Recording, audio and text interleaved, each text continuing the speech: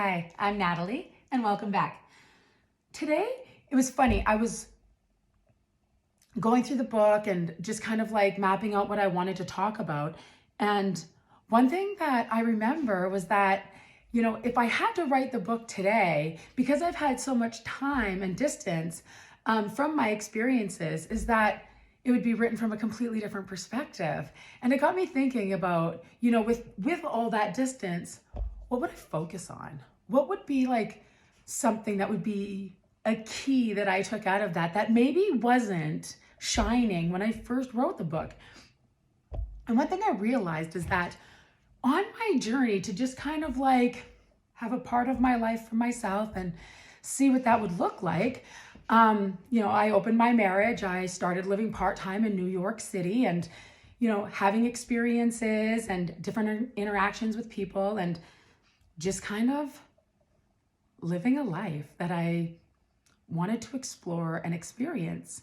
So I took that opportunity. And one thing I realized is that along the way, I was able to recapture my sexuality. I was able to re-identify what it would mean to me and how I would enjoy it and what I liked and how it would be mine and something that I was going to explore. So there's a part of my book that when I was reading it for the audio, it really hit me hard about how much sex really helped me become my whole true self. And I didn't realize how important sex was to me until I'd taken the journey, stepped back, and looked at who I am now and how I view sex and how that had changed and evolved over time. So there's a part here where I say, sex is a funny thing because it can be used as a way to keep our innermost passions and cravings bottled up through shame or fear.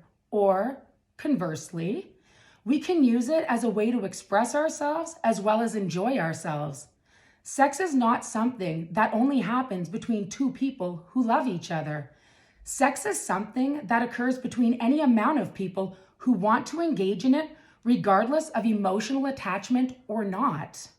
What is it about our society and sexuality that we are encouraged to keep it hidden and controlled to one man and one woman? For some of us, it's too stifling. For me, it was blocking any hope of freedom. Over the last few years, sex had become a beautiful way for me to accept and express myself without getting caught up in anything complex. I had given in to my most primal needs, like eating when hungry or drinking when thirsty, and I could not even imagine ever going back into the sexual cage. It was never designed for someone like me. That, even though I wrote it, years ago, when I read it, it reminded me and helped me refocus of what reclaiming and re-identifying sex means to me and how it's helping me become empowered in my future. It helped me be able to build my confidence from within. I mean, it's funny because when I opened my marriage, I just thought, well, it's only sex. I mean, we can all put our own value on it or whatever, but being somebody that's just not monogamous, I guess I wasn't viewing sex as something that held a lot of value. Whereas now that I've come through this journey and I've been able to reclaim it and keep it for myself and then have the ability and space to explore my desires, it's completely different. Now, when I view sex, it's something that is held in high regard. It's something that I don't want to just share with anybody. Not that I did before, but I mean, I never lost my ability to be selective, but how I view it now is completely different because how I have sex now is completely different. And I know that I couldn't have done all this without opening my marriage. And I'm grateful that I did because by doing that, I was able to go back through, collect my power, and become my whole self. And in that, I was able to build confidence. And with that, I became empowered. And sex was no longer something that could be used to shame me or hurt me or keep me in this little box for somebody else's comfort.